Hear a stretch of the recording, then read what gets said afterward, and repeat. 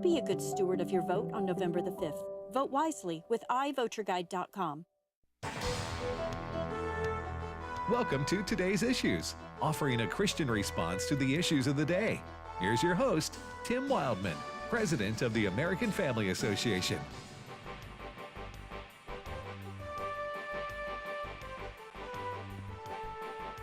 Hey, good morning, everybody. Welcome to Today's Issues on the American Family Radio Network for this Tuesday, October the 29th, 2024. As always, thank you for listening to AFR. A lot to talk about today, a week away from Election Day. Joining me in studio is Wesley Wildmon. Good morning, Wesley. Good morning.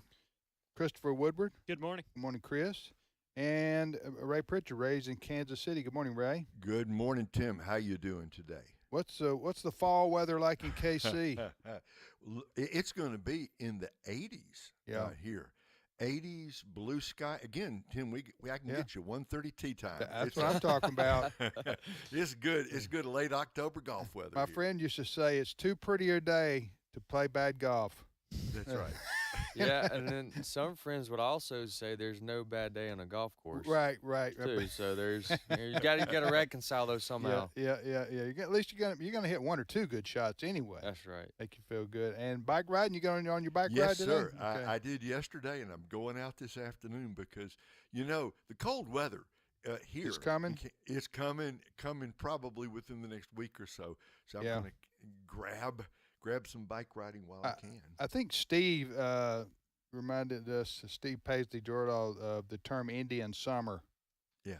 And it basically means an extended summer into the fall, and that's what a lot of the country is experiencing right now. I just want to add that if you're in Mississippi, for all the years growing up, we had plenty to complain about with the weather, but God has got involved and said there no more complaining because we're about to go on about 4 weeks where it's 60 between 40 and 50 in the morning, give or take, and about 70 to 80 in the afternoon. Yeah. I mean, what more? Right. You've been reading the Farmer's Almanac? Where'd you I got those numbers because I follow the weather closely because I'm a hunter and I enjoy hunting. You're going to see how the deer's going to be moving. or whatever I'm hunting. Yeah. And so, anyways, are. what I have seen, what we have experienced is the last 2 weeks have been about what I just said, and I'm looking 10 days ahead, and it's the exact same. What's ideal in the morning? What's ideal deer hunting weather though? You really want a really significant drop in the weather. So any day where it goes from it drops 30 degrees or that's 20, a good 30 thing. degrees, it's a good Why thing. they start moving? Yep, they start moving. They have some sense about them, but. You don't need to ask me any more of those questions because we're going to take away from the show pretty quickly. Yeah, well, I think people are interested in that. I just wanted to give the people in Mississippi say, hey, look, we can't complain anymore. Right. We're going on 4 weeks. We've had 3. Well, most of the country That's true has too. been experiencing a warmer. warmer. For us here in Mississippi, we usually miss our spring and winter. I'm sorry, we usually miss our spring and fall. We get 1 week, and then it goes back to really hot or really cold. Fall is our greatest 13 days of non-consecutive weather. That, what he said. So. All right, so a lot to talk about today. Steve Deace will be with us in about 7 or 8 minutes. We're going to look at what the United States Senate may look like after the election.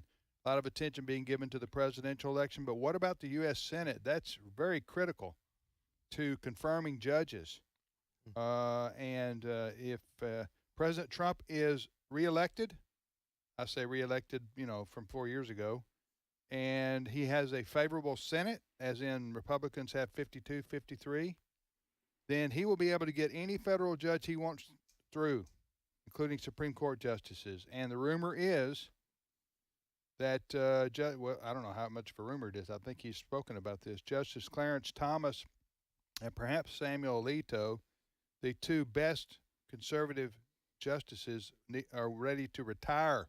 They're in their mid-70s, and they're ready to hang up the robe and go deer hunting or something, or bike riding or golfing or fishing. Anyway, but they will need to be replaced, if you're from our perspective, by solid conservatives, and that can only happen should Trump win, and he has a majority of the Senate in his party, that is Republicans. So that all that remains to be seen. So we'll talk to Steve Deace about that coming up.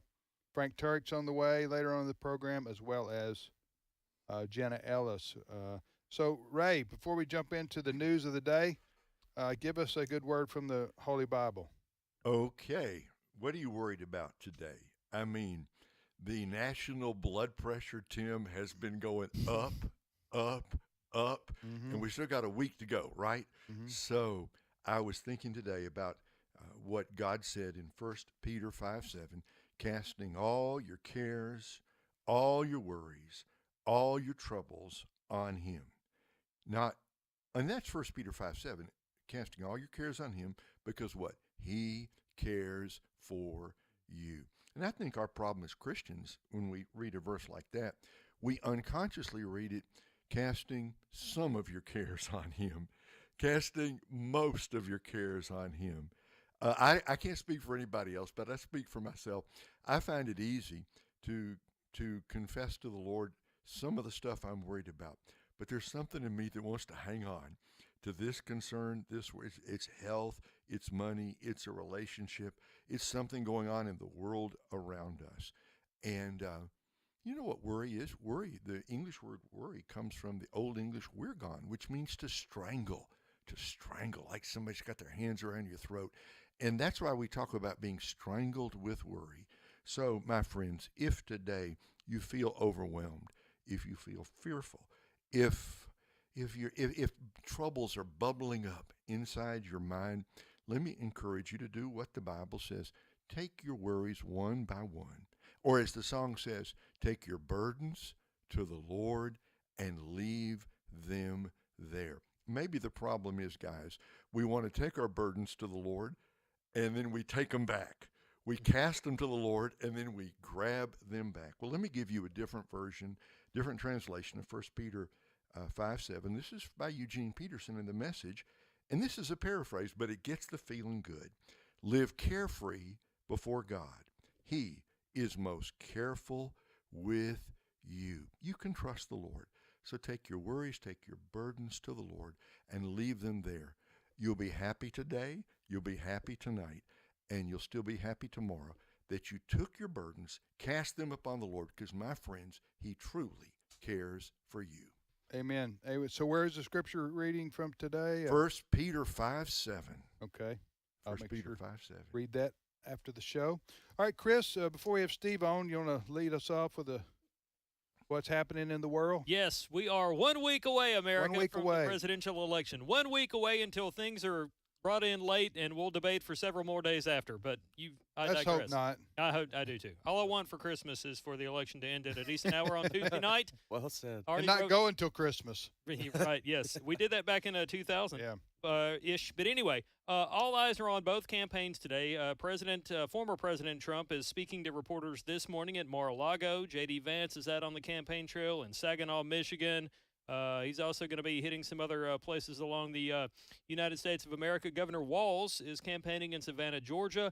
And then all eyes are on Vice President Camala Harris because this evening at 6 p.m. Central, she is going to deliver an address on the Ellipse in Washington, D.C. What is the Ellipse? That would be a big grassy area near the White House, big park area near the White House. You can see the White House and some other stuff there from the sites. She's going to deliver her address tonight where she is expected to make another attempt at convincing Americans that Donald Trump is a threat to freedom, and he's going to be doing all kinds of things, including going after enemies.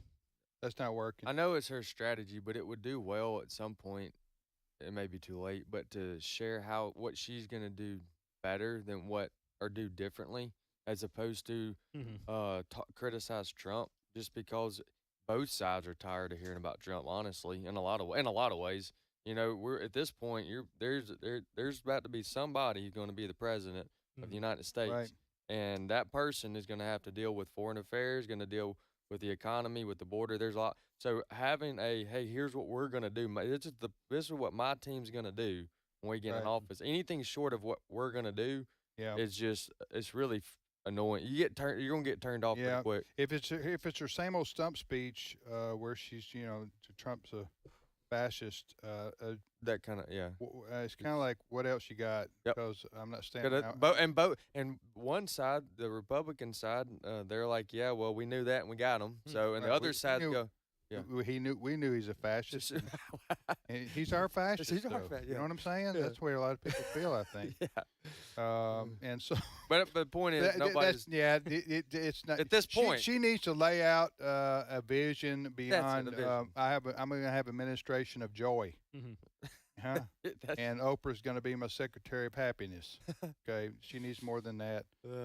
But she is but that's now- this afternoon, right? It's this evening at 6 p.m. Central. 6 Okay. p.m. Central. She gives a speech in Washington D.C.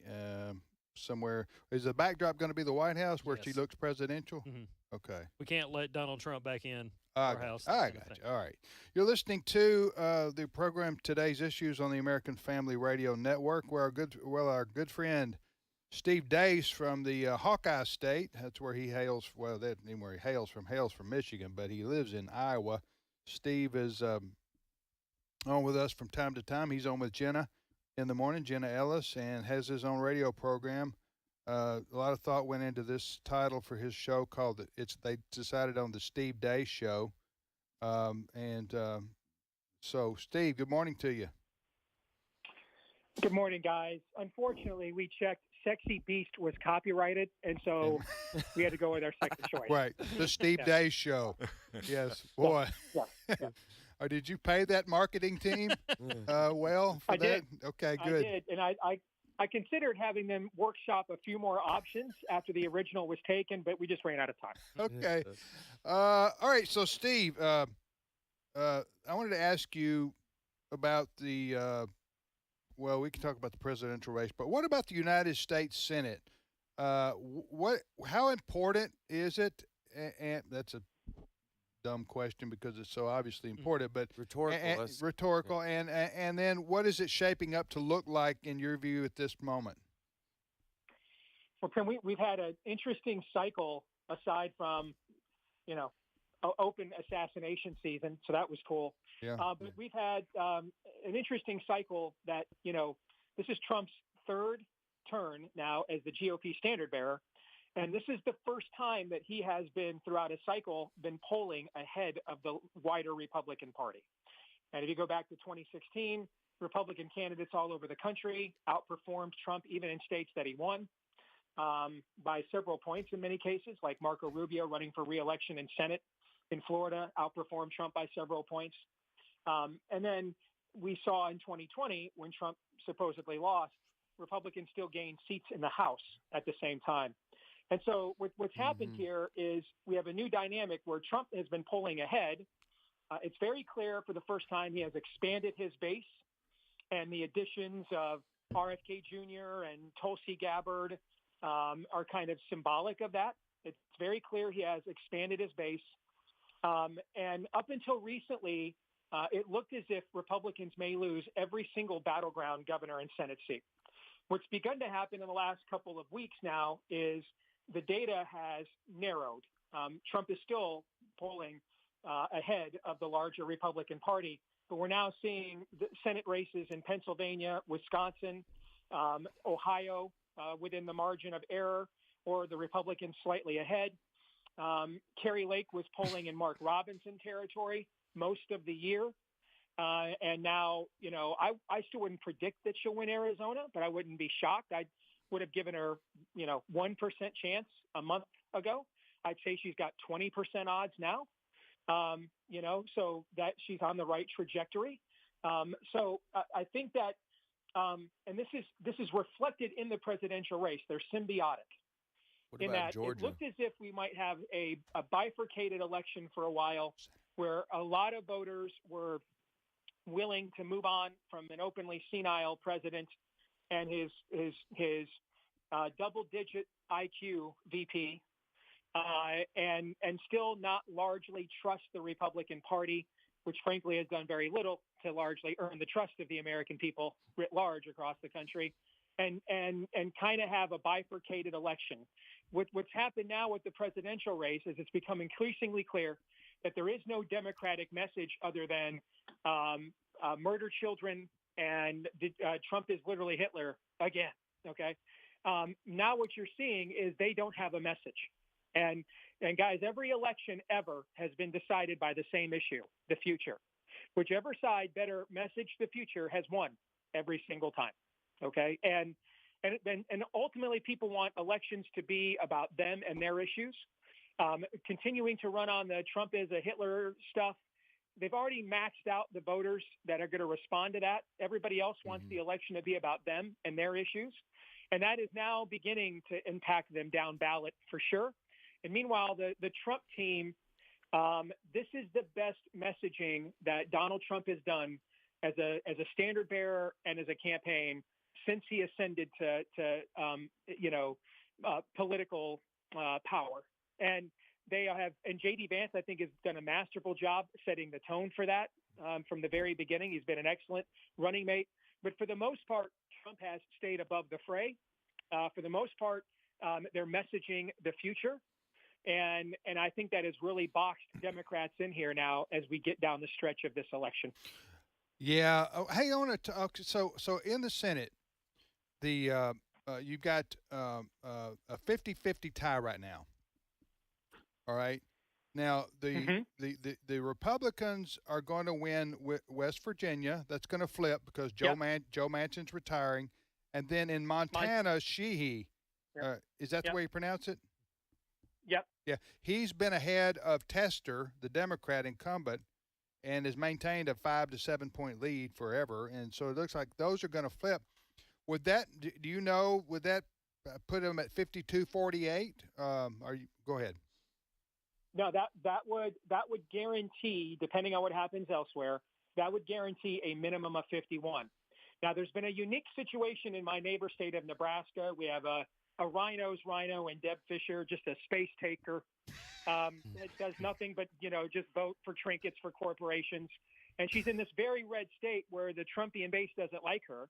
And so the Democrats tried doing to her what they tried against Mike Lee in the last cycle, where they ran a Democrat as an independent. And his last name is Osborne, Tim. And so, running with a last name of Osborne in Nebraska gives you some advantages. Yeah, okay? Absolutely.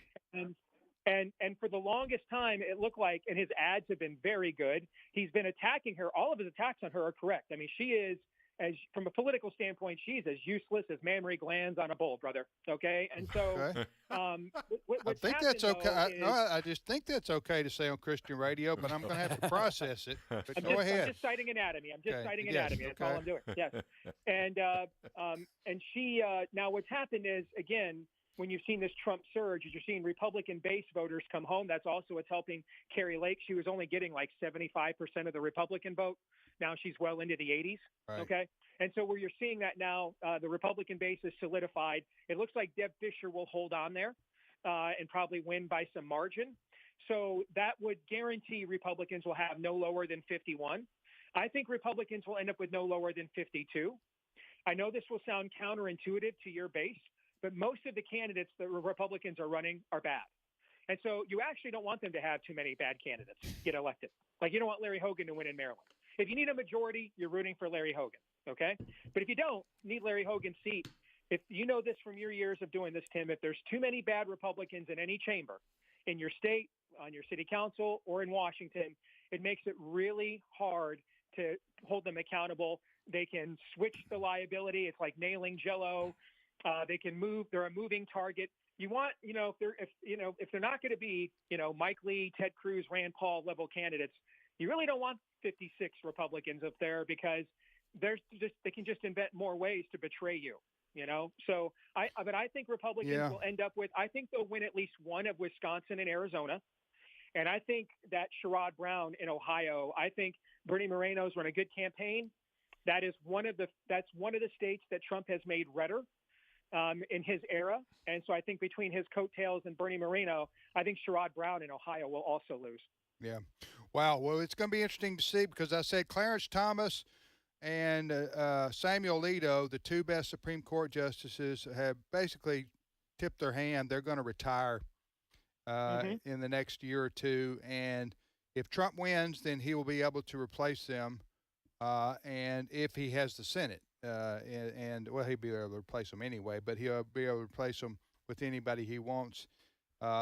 And hopefully that's a key point right there, because here's the thing. If there's only 53 or 54 Republicans, the pressure on the Lisa Murkowskis of the world is huge. Okay. Well, if there's 56 or 57 of them, it gets easier for them to say, it wasn't me. I wasn't the one, And Yeah, but have, let me say this. Excuse me for interrupting you, Steve, but I will say this. I don't think the pressure will be there like it was before Dobbs. I think the fact that I think that Roe versus Wade has already been overturned. So there's not going to be this, this focus on that one issue for the, you know what I'm saying? So I don't know. I just think it could be less stress there. All right. Well, tell us how people can access your show. Easiest thing to do is, X is the largest free speech platform on planet Earth right now. So you can just look me up there on the artist formerly known as Twitter, at Steve Day Show. We put all of our content there from the Blaze and everything else that we do is right there at Steve Day Show on X, formerly known as Twitter. And what's the name of your show, Steve? It is uniquely and ambiguously titled The Steve Day Show. Wow. Yes. Wow, that rocks. I'm just going to tell you. All right. It's very punk rock. All right, we'll get together and talk college football when the playoffs are announced, okay? You got it, brother. Playoff rankings. All right, thank you, Steve. Steve Dace from the Steve Dace Show. Mm-hmm. Tim, Wesley, Chris, and Ray. Ray, your thoughts on anything Steve shared there? The one question I wanted to ask him, he mentioned a number of places where the Republicans could pick up. Tim, any concerns about our friend, and he is our friend, Ted Cruz down in Texas? That race is maybe a little closer 1 week out than we thought it would be. Any concerns there? I'll answer for Steve from the Steve Day Show.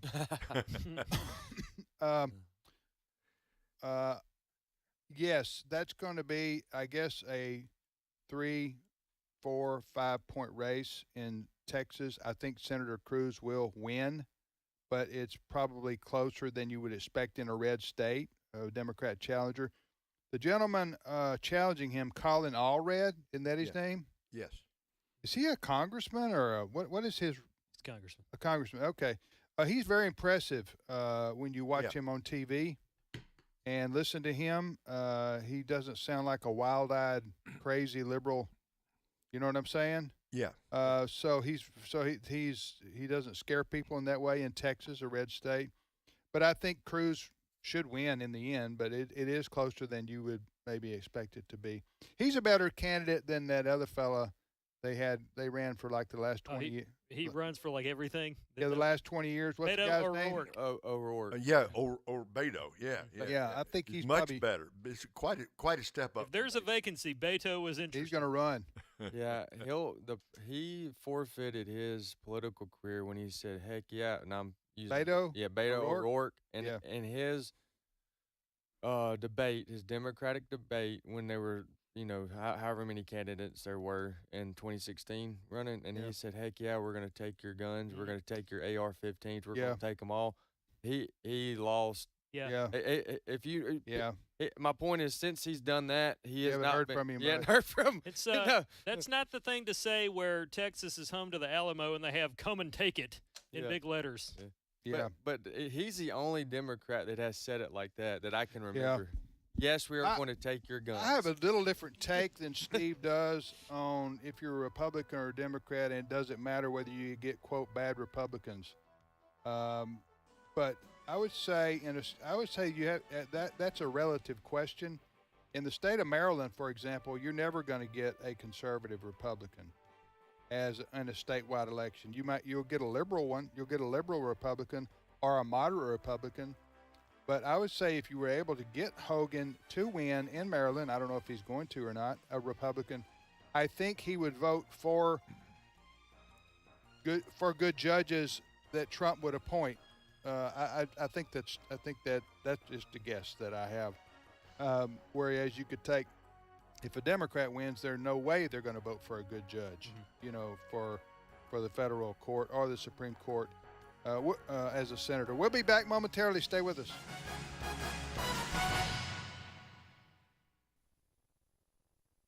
It's my turn.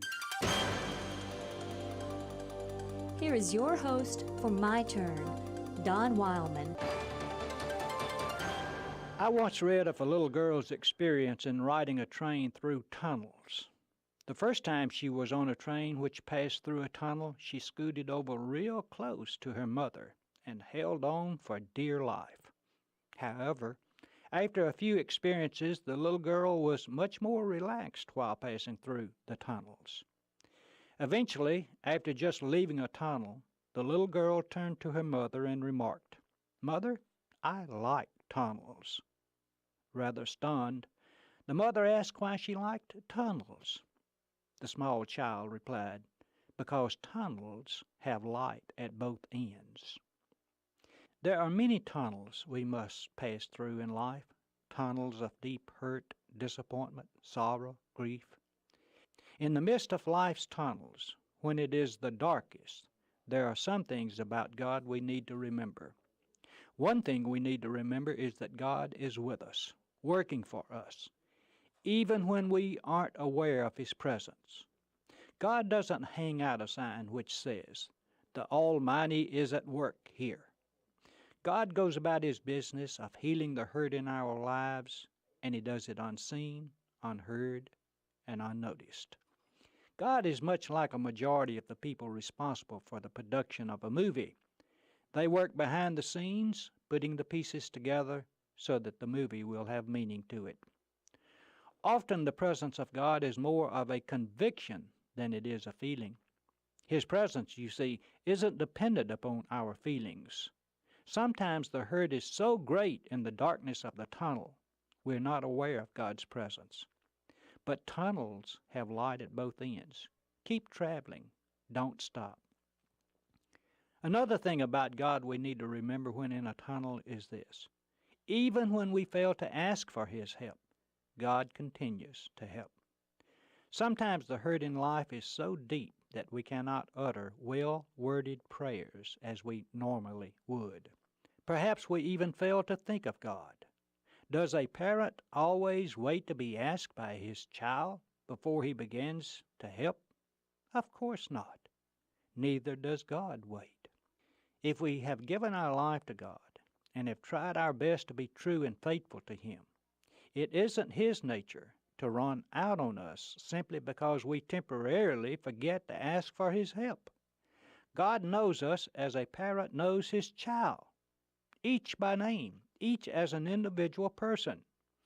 He helps us even when we fail to ask for help. It's a dark tunnel when life deals a hard blow, but God continues to help even if we fail to ask for it. There is light at both ends, so keep moving. One other thought about God helping us in life's dark tunnels. Even when we doubt if God can help us, He's still steadily working to help us. God's ability to help heal our hurt isn't totally dependent upon our mental capacity to believe that He can. God is not limited by our finite minds, nor even by our doubtful hearts. All too often, God is helping us even when we say He can't help us. Author John Gossip was a well-known Scottish preacher from Aberdeen, Scotland. After his wife's unfortunate death, he preached a sermon entitled, "But When Life Tumbles In, What Then?" In it, he said, and I quote him, "I cannot comprehend how people in trouble and loss and bereavement can fling away peevishly from the Christian faith. In God's name, fling to what? Have we not lost enough without losing that too? You people in the sunshine may believe the faith, but we in the shadow must believe it." So when passing through a tunnel, remember that there is light at both ends. This has been My Turn with Don Wildmon, a production of the American Family Association. The Lord looks down from heaven on all mankind to see if there are any who understand, any who seek God. Psalm 14:2. American Family Radio. This is Today's Issues. Email your comments to comments@afr.net. Past broadcasts of Today's Issues are available for listening and viewing in the archive at afr.net. Now, back to more of Today's Issues. Well, welcome back, everybody, to Today's Issues on the American Family Radio Network. Tim, Wesley, Chris, and Ray, we hope you enjoyed sort of that deep dive into what the United States Senate may look like after election night, because it's very, very important. You have to have, if a president, and I know I harp on this over and over again, people, but the federal judges, the Supreme Court justices, they live long, long, long after any president who appoints them. Right. And so they make a big difference on the future of our country. And we're Clarence Thomas and Samuel Alito, the two best conservative justices on the court, they're set to retire in the next year or two. And the only way to replace them with other like-minded good justices to save the Supreme Court would be for Trump to win and the Republicans to get 52, 53 Senate seats, and then he could appoint anybody he wanted to, and the Democrats could not do anything to stop him. Yeah. That's if you're a conservative, that would be the best case scenario coming out of next Tuesday's national election. Mm-hmm. All right, what's the next story, Chris? Well, as we speak, former President... As we speak? Yes, as we speak, former President Donald Trump is in Mar-a-Lago going after his opponent, Vice President Camala Harris, on a number of things, including immigration. That's a big issue, if not the issue, driving people to the polls this election. The other issue is the economy.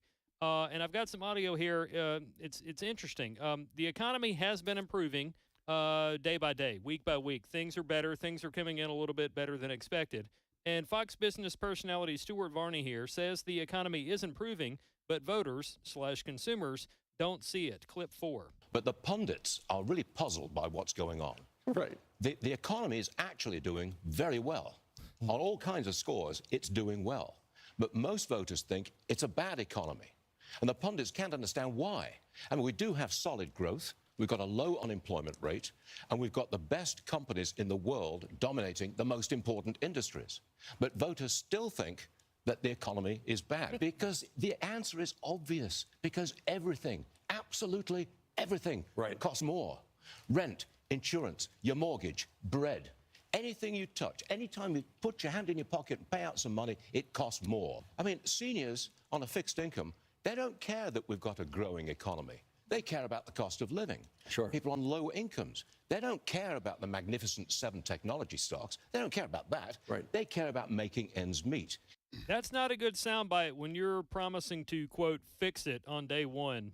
I mean, it's going to cost people money just to go vote. Yeah, I think the cost of living, the other economic factors, as Stuart Varney said, there are pretty good for the country, Ray, but the cost of living, since Biden took over in the White House, that's what people are thinking about, right? You know, we're really talking about lunch pail kind of issues here. How much is it costing me when I take my family to McDonald's? Right. Or if I go to Chick-fil-A, or when I go to Costco? Used to fill up a basket there, or, you know, a push cart there for $150, and now it's $350, right? Gas used to be low, now it's high. People are not concerned so much about the highfalutin numbers. Well, this and this and this. They're looking at their paycheck and how much they're spending versus what it cost them, 4 or 5 years ago. Mm-hmm. And the cost of almost everything has gone up. And You mentioned, that's going to make a difference next Tuesday. You mentioned McDonald's and Chick-fil-A. I've seen tweets from people or posts this week talking about how it's just as expensive, if not more expensive now, to take your family to a fast food restaurant compared to like an actual sit-down Yeah, but you're still going. That's true. That's very true. But yes, you're going. That's right. Well, you know, last night, this kind of hit me now. My wife and I, Allison, you know, we're empty nesters and have been. I mean, our kids are grown and gone. Wesley's here. I say gone. They're not gone from where we live. So we don't have the expenses of raising a family. So we're just by ourselves. So we don't feel things like younger couples do with kids like you guys have. But still, went into a convenience store last night. Got a large Diet Coke and some Dutch pretzels. Mm-hmm. Have y'all ever had Dutch pretzels? Mm-hmm. Oh, yeah. They're great. They're going to be the pretzels they serve in heaven. That's right. Dutch, That's exactly. Dutch pretzels, and nobody's paying me to say this. And her story is remarkable. I've read her, so you can read about her story. The woman who had the recipe that created these Dutch pretzel. They are good. Oh, They're man, they're Multiple flavors, so don't just think of pretzels as in just salt there pretzels. multiple? Oh yeah, a lot of them. You I got, got- cinnamon. And Oh, yeah. sugar. I like the original. Oh, yeah. Got There's like a hot original. mustard one. Yeah, That's my pretty tasty. mustard. You one. shouldn't do that to pretzels. I don't think. But anyway, that's just me. They're good. They're really good. What, mustard? Well, I've never had a bad Dots pretzels, period. Okay, I And like to can't try believe some we're different- talking about pretzels, Tim, but if you've not had Dots, and we're not getting paid to say Right, this, no, right? no. If you've not had Dots, you should go buy some because you'll never buy any other Yeah. pretzels. They'll be Yeah. done. So, They're all good. It's anyway. So I bought the Dots pretzel bag, Large right? Diet Coke. and large Diet Coke. Walk up there, I know where And- this is going. huh? Here we Walk go. up to the counter, and she says $8.45. I was going to guess 9. Yeah. $8.45, and I said, I didn't say it to her. I was stunned, and I was walking out going, I just paid $8.45 for a little bag of pretzels Right. Oh yeah. and a large Diet Coke. I can one up you. Okay, I can go one ahead, up. one up me. I took the baseball team that I coach, took them to watch a fall baseball game at Mississippi State. Went inside the convenience store, and we're on a trip with the teams, all fun. Like we're getting like I want them to remember this day, right? So you paying for this visit to the convenience store for everybody? For 3 boys, Okay. 3 boys and myself. Okay. They all get one piece of candy, which would be like a Right. Starburst, a pack Right, of right, M&Ms. yeah. One piece of candy, one drink, and we Right. put it up there, and it was $49 and some odd change. I think that's immoral. It is. I'm telling you. Well, hey, let's get back on topic here for just a second. Or not that we're on topic, but let's get back to the point here about Chick-fil-A. I've got the numbers in front of me. Chick-fil-A's increased their cost by 21% since Biden's taken office. Yeah. Well, you know, fair or unfair, people blame the president, whether it's a Republican or a Democrat. They blame or they credit the president for the state of the economy. Now, that's just the way it is. And it's always been that way, and it always will be that way. Whether that's fair or not, that's just the way it is. I guess that you can define it as fair because that's just the way the American people view things. And they view as an issue the economy and the cost of living in particular, i.e. inflation, they blame on Biden to a large extent, and Harris is part of that. Yeah, Go and my counter to that would be there is a standard increase, annual increase that happens no matter who's president, but you can visually look at if that's Right. 2 or 3 times more under one versus the other. Well, sometimes the impact psychologically of something doesn't go away, even if the facts change on the ground. Sure. I'll give you an example. Remember when Biden took office and he went on the attack against the fossil fuel industry, and the price of gas shot up by like $1.50 a gallon. You remember that? Uh-huh. Now it went down. It's more reasonable now, but it went. But Steve, that the effect was. Remember the stickers on the gas pumps? I did that. Yes. With Biden with his finger pointing at the Man, gas. I did that. Okay, that's stuck in people's minds. It doesn't matter that the price of gas is back down. The fact is, people's minds that went up for a year, crazy, $4 or $5 a gallon gasoline. They blame that on Biden. But but I'm going to go further though because You gonna one up me Yeah, again? yeah, and here's why. Because it may have gone down, but it didn't go down back to where it was when Trump was in office. See, Yeah. So I understand that to a certain degree, but yeah, but I blame. Okay, I'll just no you go secret ahead. here. I blame Biden's administration and his policies 100% on the economy, and it's not just because he's the president, based on what he's done. Yeah. That's me. Okay. Am I clear? Yeah, you're clear. And another thing. But you've used up your one up me's. Yeah, for the show. Okay. I think we got a guest. Plus, Wesley, I'm your father. Okay. No Christmas for you. Okay. Yeah. Just like Luke. Oh, yes, right. That's what I thought about when you I'm said your that. Father. All right, so joining us now is Frank Turek. Frank is host of Cross Examined, heard each Saturday and Sunday here on the American Family Radio Network. I've been on the network for 10 or 15 years. I was the one who recruited Frank to have his show on Saturday mornings live on American Family Radio. Good morning, Frank. So you're to blame for all this. Well, yeah, and I get the right. credit too. I get the credit for Cross-Examined on Saturdays and Sundays here on American Family Radio. Cross-Examined with Frank Turek is heard 9 a.m. Central Time. So tune in this weekend, 9 a.m. Central Time, or Sunday afternoon at 4 p.m. Central Time right here on the American Family Radio Network. So, Frank, you sent me a video earlier, which I haven't had a chance to watch it yet, but I'm going to immediately after the show. And you said to me, send this out to everyone. What was the video about? There was a woman in 2019. Her name is Abigail Martinez, and she had a daughter in the California public school system.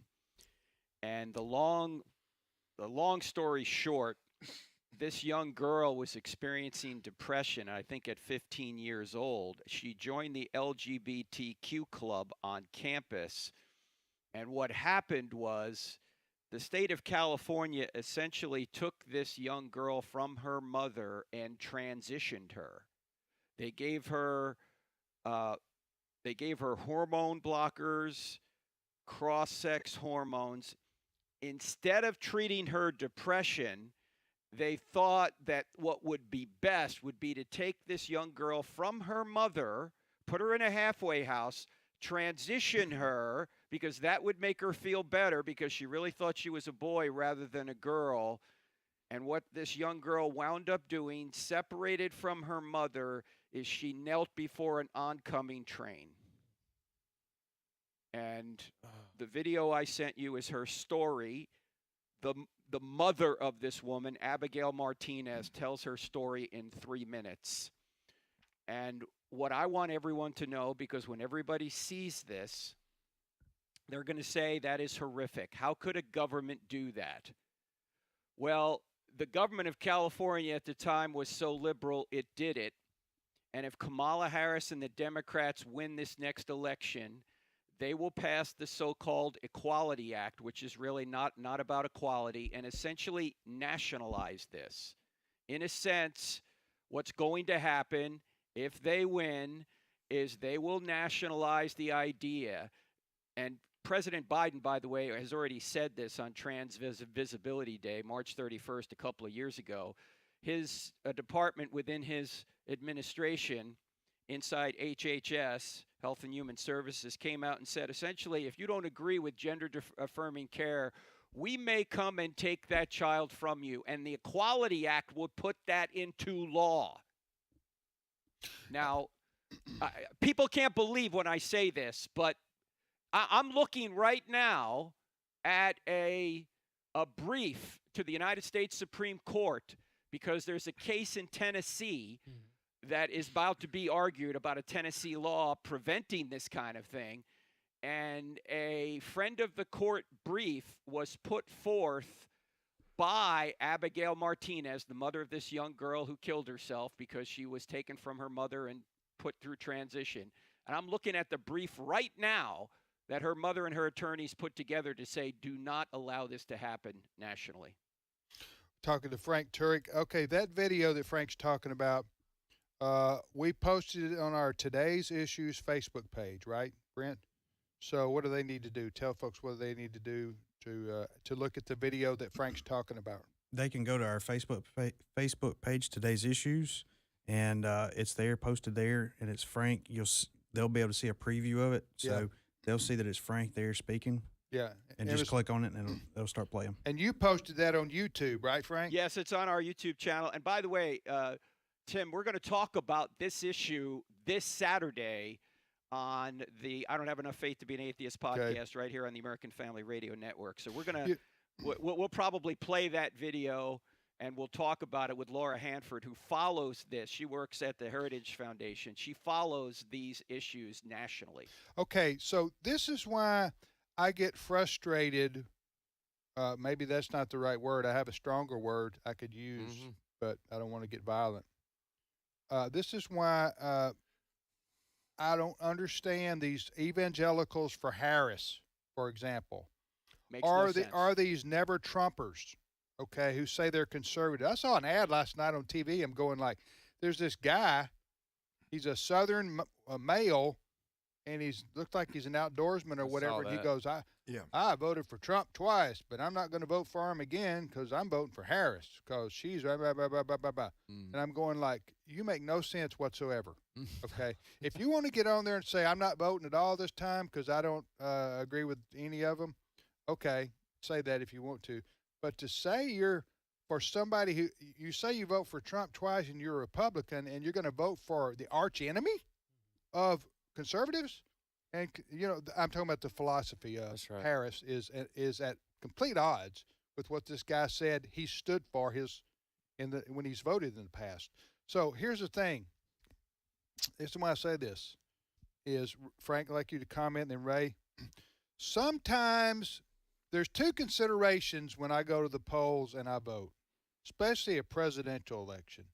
Number one, do I agree with who I'm going to vote for the most part, philosophically, on the role of the federal government and what that person's job will be and how they view the world? Number two is, how bad is the opponent? Is the opponent horrible? Are they going to do terrible things? Are they going to try to violate the Constitution? Are they going to push for puberty blockers for 14-year-olds nationally? So how much harm can I stop from happening to our country if I vote for the opponent of the person who wants to do all these terrible things? Does that make sense, Ray? I mean, Ray, you want to comment on that? And then Frank, go ahead.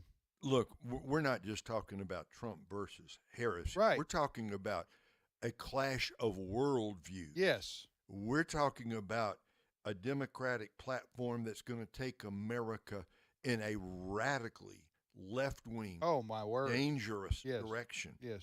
Is the Republican Party perfect? No. Right. Is the platform perfect? No. I mean, we've talked about how there's some things that are not in that platform that you wish were there. Right. But their worldview is much more consistent with what we as Christians believe. So you're not just voting for this guy versus this woman. You're voting for this direction for America versus that one.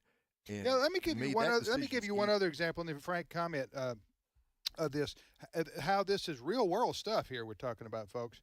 You remember a few months ago we reported on this. Joe Biden, the president, and Harris, the VP, instructed the Department of Health and Human Services, which is a 3-letter big federal agency that has a lot of power. Okay, this HHS, they distribute money across America to the states for educational purposes or for all kinds of different reasons, okay, they would say. All right? I think it's HHS here, but I'm almost positive. Okay, so the Harris and Biden told the HHS, all right, if a state does not allow boys to play girls' sports, then you need to take the money away from them. Okay? Yeah. They transgendered. This is what they're saying. In other words, Biden and Harris told they wanted to use the force of the federal government to impose their will on states by saying, you states must allow boys to play girls' sports and shower with them and everything else, as long as they call themselves a girl, or we're going to take all these federal dollars away from you.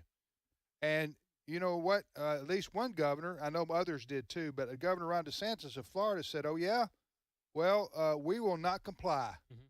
We will not comply with that order by Biden and Harris. So I say that to say this.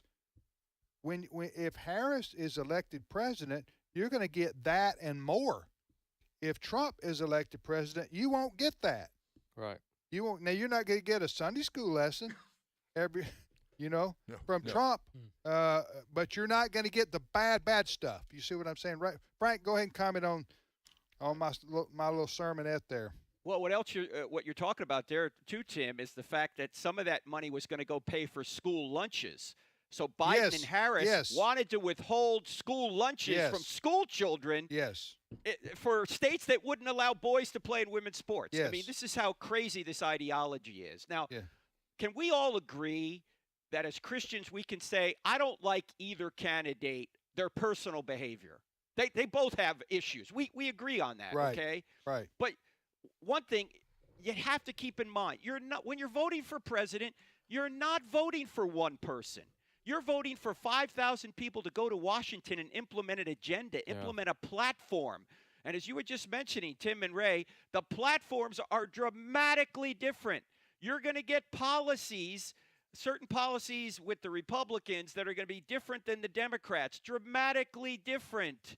Which policy platform better lines up biblically and with natural law and with common sense? It's not the Democrats. I'm sorry. Right. It's just the way it is. I don't make this stuff up. Go read the platforms. You can see it for yourself. Policies are going to last a lot longer than personalities. And the number one role of government, according to Romans 13:4, is to protect innocent people from evil. That's the number one role. We need to protect innocent people from evil. We need to protect school children from a government that's going to want to take them and transition them against parental rights. When a government starts doing that, a government's doing evil. It's not preventing evil.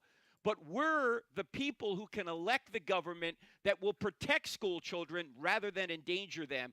So let me say one other thing about this. Do you know that in the last election, there were 30 million Christians who didn't vote, and yet the election was decided by 42,000 votes. 30 million people didn't vote, and it was decided by 42,000 votes in certain swing states. That's the total number of votes that the whole election was decided by. If Christians voted and voted biblically, we wouldn't have these political problems we have now. We wouldn't have unfettered abortion. We wouldn't have school children being taken from their parents to be transitioned. We wouldn't have open borders. We wouldn't be in all these foreign wars. I mean, please, wake up, church. Wake up. Yeah. Amen. Ray, any final comments there? Look, Frank has made the case, not just logically, but passionately. If you're a Christian, vote. If you're a believer in Jesus, vote. If you believe the Bible is the Word of God, don't sit on the sidelines. And don't make the excuse, neither candidate's perfect. We already knew that, right? We know that. So if you are a Christian, go and vote. And when you go into the polling place, take your Christian convictions with you. Have y'all seen this ad?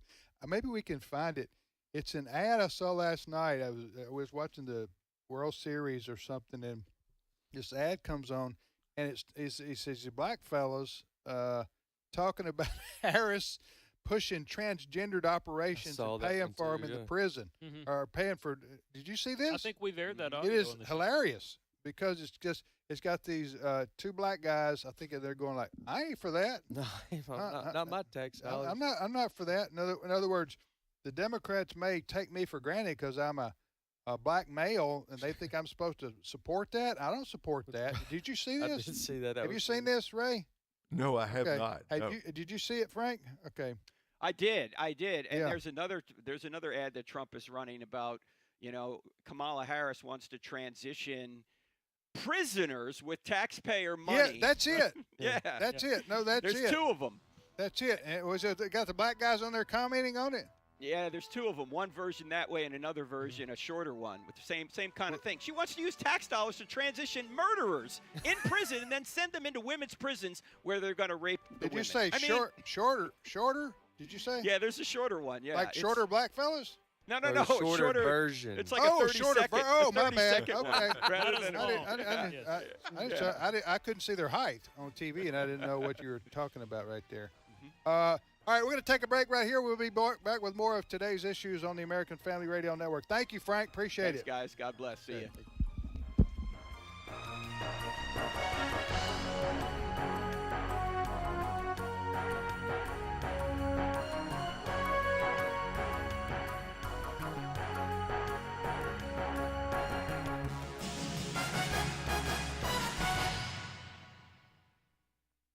The views and opinions expressed in this broadcast may not necessarily reflect those of the American Family Association or American Family Radio.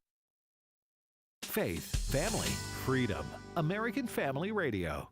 Abraham Hamilton III. If you really want to see the tides turning in our country, can I challenge you and encourage you? If the Lord could grab a hold of us in our family, you would see the tide in our politics turn. The Hamilton Quarter, weekday afternoons at 5 Central on American Family Radio. This is American Family Radio, a listener-supported ministry of the American Family Association.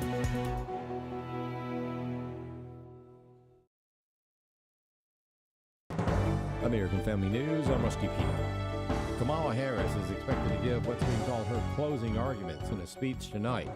President Donald Trump spoke to reporters a few minutes ago from Palm Beach, Florida, saying Kamala Harris is running a campaign of hate. After 2 assassination attempts in just over 3 months, her lies and her slanders are very shameful and really inexcusable. No respect for our country anymore, no respect for our leadership. No person has caused so much destruction and death at home and abroad should ever be allowed to be the President of the United States. You can't have that. Can't have that. So I'm running on a plan to save America. We're going to save America. We have no choice. It's the greatest there is. We love it, and we're going to save it. We have no choice. And it's going to be saving it from the incredible destruction that's been caused by crooked Joe Biden and Kamala. President Trump held a rally at Madison Square Garden in New York City this past Sunday. Republican Oklahoma Senator Markwayne Mullin calling the event an exciting time to be an American. I would say it's almost comparable to when President Trump stood up after the first assassination attempt and raised his hand and said, fight, fight, fight. This was almost like a victory rally saying, you can't take me out. In fact, I'm going to show up in the middle of the enemy's camp. I'm going to plant my flag, and I'm going to show you I'm here to lead America.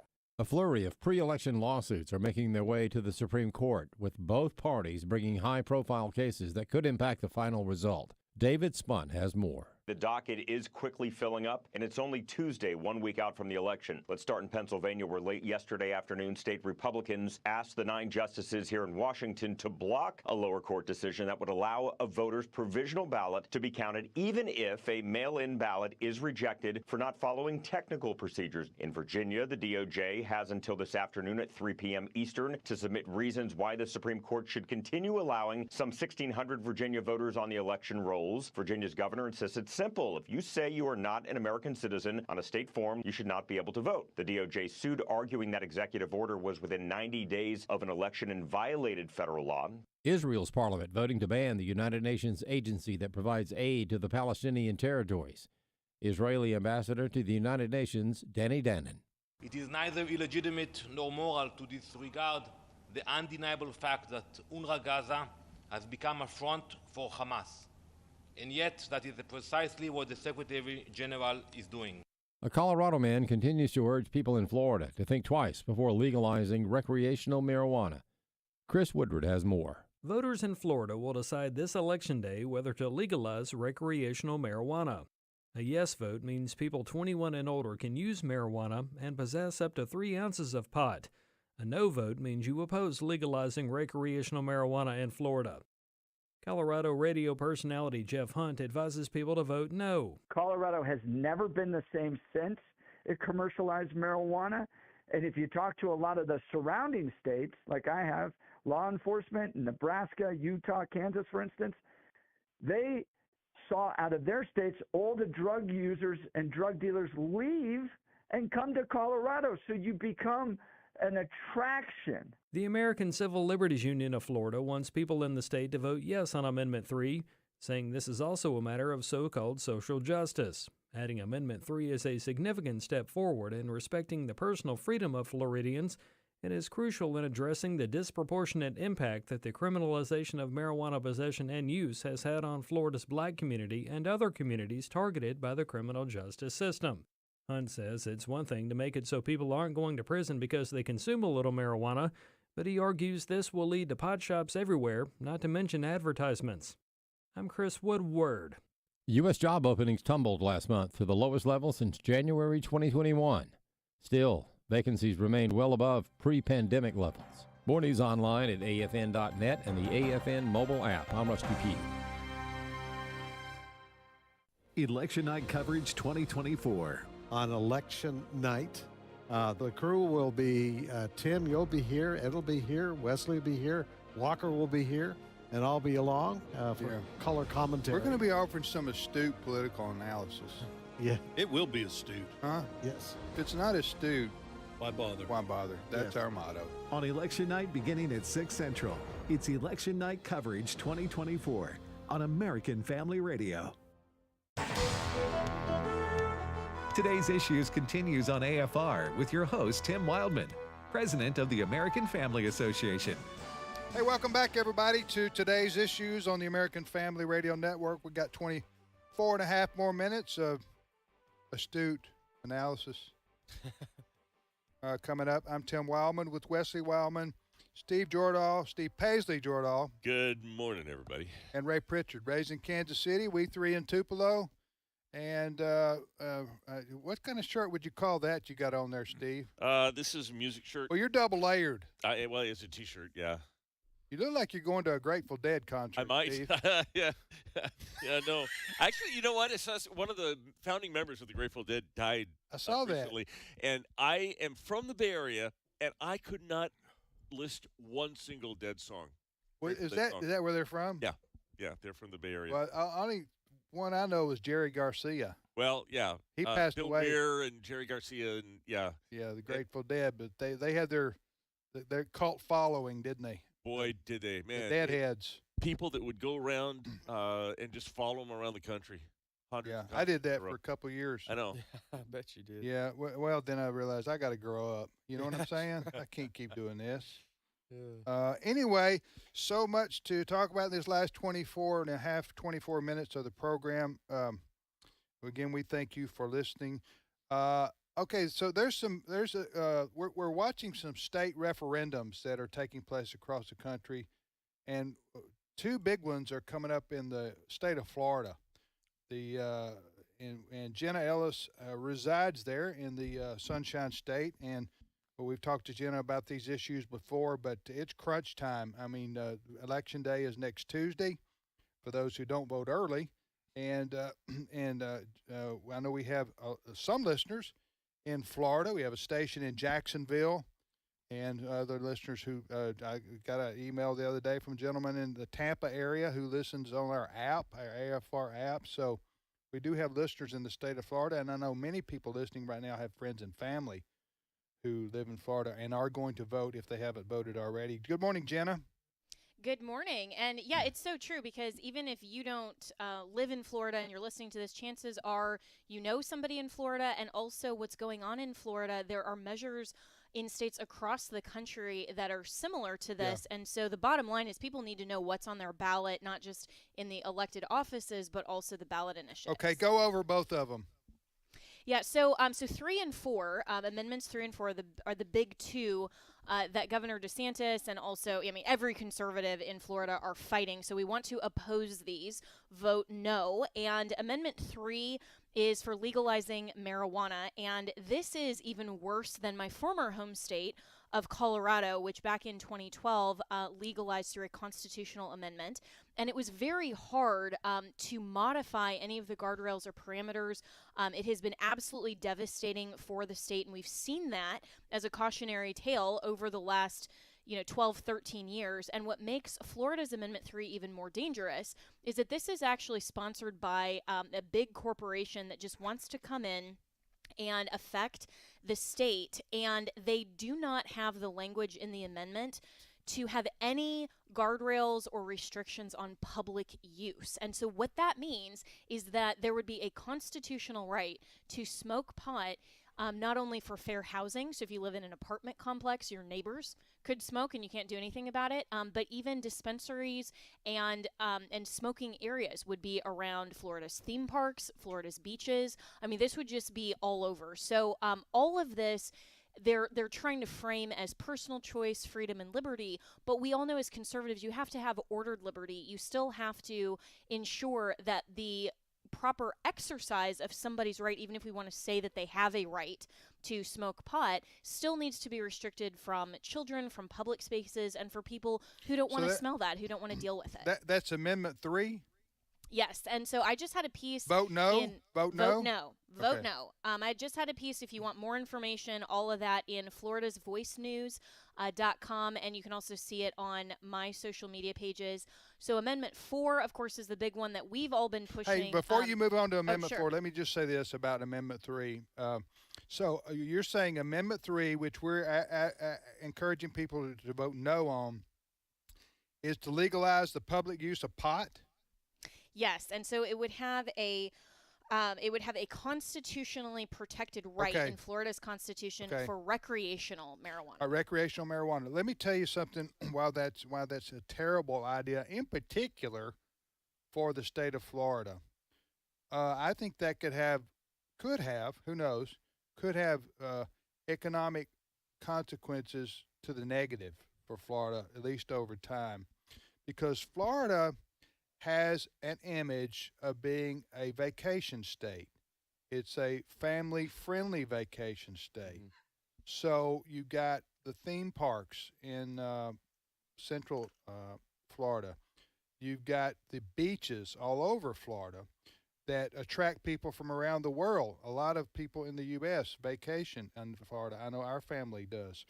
So you don't. It seems to me if you're in Florida and you're a tourist, you're in the tourist business, you don't want the idea of families going to these places and having to smell pot smokers all around. No, not at all. And also, Florida doesn't have a state income tax. We're one of the very few states that doesn't, and it's because we have so much outside tourism, and Governor DeSantis has managed the budget so well. So this would have a direct impact on taxpayers as well, and it's so poorly written. And I also had the Florida commissioner for the Department of Education on my show, and listeners can go and listen to that. And he was talking about the impact even to schools, and to have people who could come in having, all kinds of marijuana on their person and go into public schools. Yeah.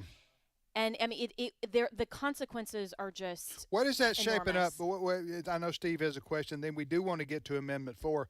But do you know the polling on the recreational marijuana or not? So that one is going to be, unfortunately, a lot closer. Remember, it is a 60% threshold for listeners.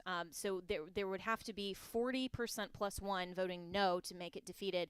But according to the latest that I've heard from the governor's office, about 25% of Democrats, surprisingly, are opposed. And so hopefully enough Republican voters have some common sense that they will add to that, and we can get to the 40% plus one to defeat it. Hey, Jenna, I also was in Colorado when it passed its recreational marijuana referendum. And one of the things that just made terrible confusion in that state is that the federal statutes are still against, or marijuana is still illegal, and the money that you make or you get from marijuana is still considered, or was considered at the time, illicit drug money. There's no place to put it in the banks, and it just made a terrible mess. Have they figured that one out in Florida, or is it still a mess there? It's still a mess all over the country, because you're right, it is still illegal on the federal level, and so law enforcement basically just won't touch it. And even now in Florida, where you can use and possess marijuana with a medical card, and Governor DeSantis says they hand them out like candy here. I mean, it's not really that difficult if you want to. There have been even people in my own community that I've seen against the rules of our community that have smoked marijuana, and when I've called the police department, they've come and just said, well, basically, we can't do anything about it. We're not really authorized to. So it's really unfortunate that even now there's not a lot of enforcement. It will just get way, way worse. And I was a prosecutor in Colorado shortly after Amendment 64 passed there. And one of the other interesting things was that when you had pleas for criminal offenders, some of their rights, including liberty, if you go to jail, can be foreclosed as part of a plea agreement. And they would say, well, I still have the right to smoke marijuana because that's now in the Constitution. And some judges, didn't want to really touch that. But also it was a lot more difficult to get convictions on driving while ability impaired based on drugs. And what we've seen, and the studies bear this out, and the stats, that people who are driving under the influence of alcohol will then co-administer and be high as well and have the effects of THC. And that is so much more difficult to prove in court because you have to have drug recognition experts. And so the incidences of traffic fatalities, even car crashes, injuries, all of that has gone up in Colorado as well. And that would have devastating consequences. Okay, for talk Florida. about Amendment 4 quickly, if you would. Yeah, so Amendment 4, of course, is the extreme abortion regulation amendment that would cement a so-called right to abortion in the state's constitution. And so it would eliminate current parental consent laws. It would say only a parent has to be notified, which could happen after the fact. So even some pro-choice advocates are saying, no, that's way too far. And the bill would does not define viability or necessary in terms of the patient's health or a patient's healthcare provider. So basically what this would do is have taxpayer-funded abortions up until the moment of birth for basically any reason in the state of Florida. And it is no surprise why the left is starting in Florida, because Governor DeSantis has been so pro-life. He signed Florida's heartbeat bill. There's been so much misinformation about that Florida law. Of course, women can get health care for miscarriages, life of the mother, some of those exceptions that were written into Florida's current law. This would allow, again, absolutely no guardrails and just allow taxpayer-funded abortions at any time for any reason up until the moment of birth. So vote no on Amendment 3 and Amendment 4. Yes, in Florida.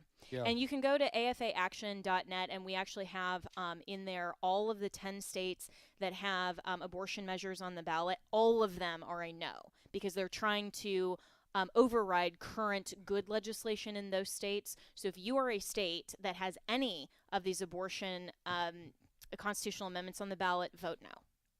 All right. Hey, Jenna, thank you. What do you got coming up tomorrow morning on your show? Thanks. So we're going to actually, we're going to be talking more about Amendment 3.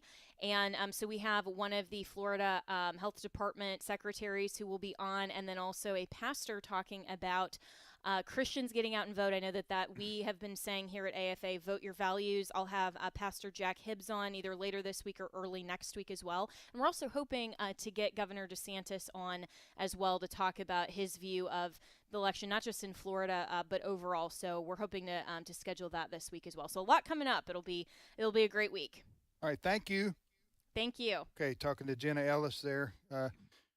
You're listening to the radio program Today's Issues on the American Family Radio Network. Did you guys hear about this? You know, Trump had his big Madison Square Garden rally. Yeah. 20,000 people there. Inside and an equal amount outside, I hear. Oh, well, he had this comedian on Yeah. that preceded his speech. And this comedian, his name is Tony Hitchcliffe. I never heard of him. Have you? I've never heard of him. You heard of him, Ray? Nope. Anyway, he's up there doing his stand-up routine, I guess. I didn't watch the whole thing. But then he calls Puerto Rico a, quote, floating island of garbage, end of quote. I don't know if you can even have context for that. But I could give you what they're saying. The context. What is the context for calling Puerto Rico a, quote, floating island of garbage, end of quote? All right. So there is known to be a lot of trash in the ocean that congregates, and there are floating islands of trash that they have found in the ocean. Puerto Rico, after one of the hurricanes that hit it, has had a hard time recovering, and that was the connection that the comedian made. I don't think he's doing the Trump campaign any favors, but that what I heard is the context of that joke. Yeah, all right. Well, somebody shouldn't have had this guy on stage if he's going to insult Puerto Ricans in that way.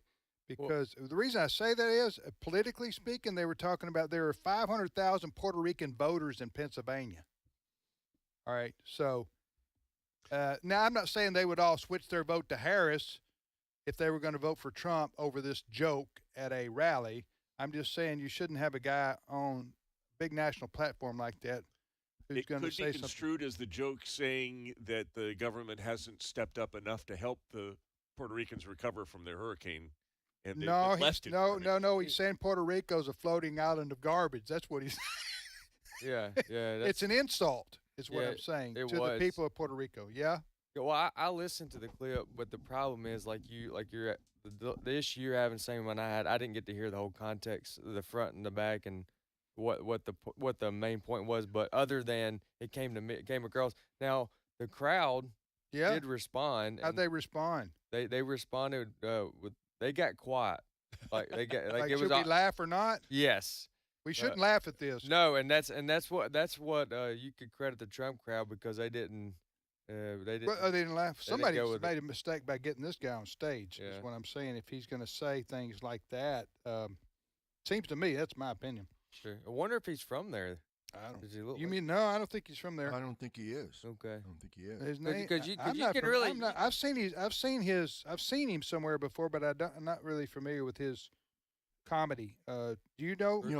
They call him an insult comic, as if he's sort of Don Rickles for the modern age. Well, Don Rickles, though, made fun of himself, didn't he? Yes. I mean, it's not even really a good comparison. Yeah. They didn't need to have a comedian up there anyway, right? Had all those speakers. No. You didn't need a comedian. But if you're going to have a comedian, get somebody of a Bob Hope type. Yeah. Who just makes light humor, that everybody can laugh at. You didn't need somebody up there taking shots at Puerto Rico like that. This is, I guess you would call it, an unforced error on the part of whoever planned. I mean, Mr. Trump, I don't think had anything to do with putting that guy up there, but whoever approved him, they need a good talking. Yeah. All right, Steve, go ahead. Talking about silencing a crowd, let's talk about something that happened at the Camala Harris rally the other day. I think it was last night.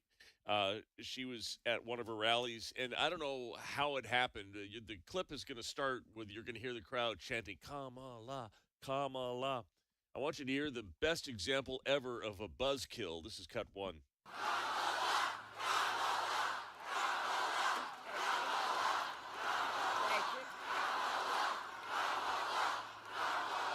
Okay, now I want each of you to shout your own name. Do that. Because it's about all of us. It's about all of us. I've never.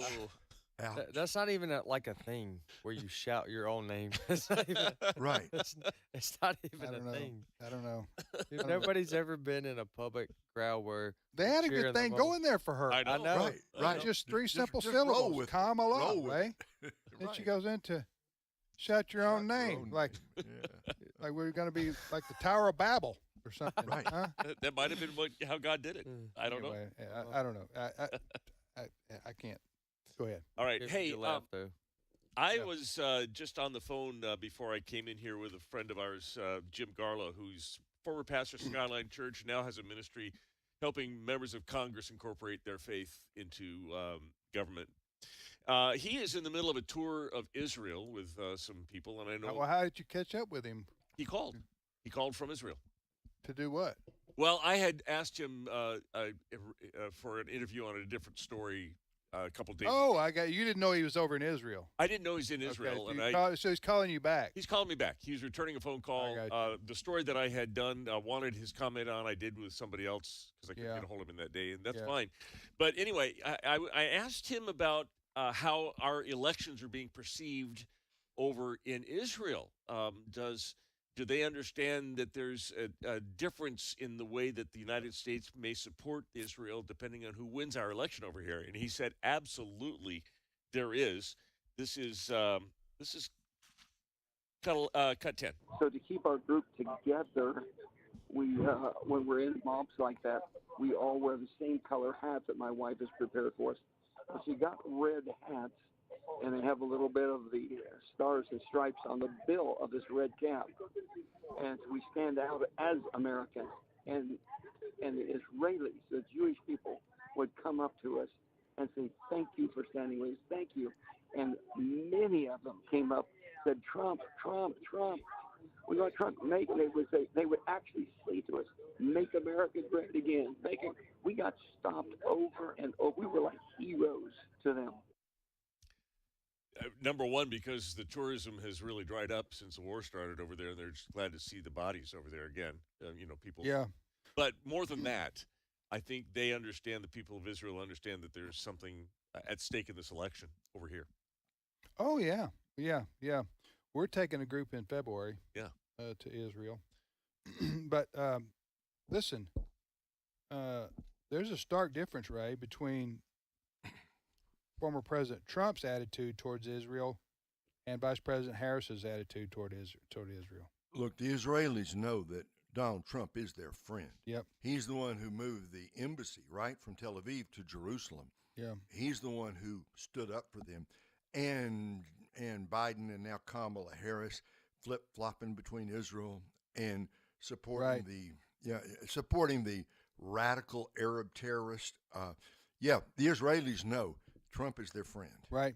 Well, also the Harris and Biden, particularly Harris, they're like non-committal, really, on their support for Israel. It's like, yes, we support them, but they need to do this, they need to do that. It's kind of like they nitpick them on every move they make militarily. And that there's an equal morality between the two sides of the Hamas and the idea that's for a good equal, point.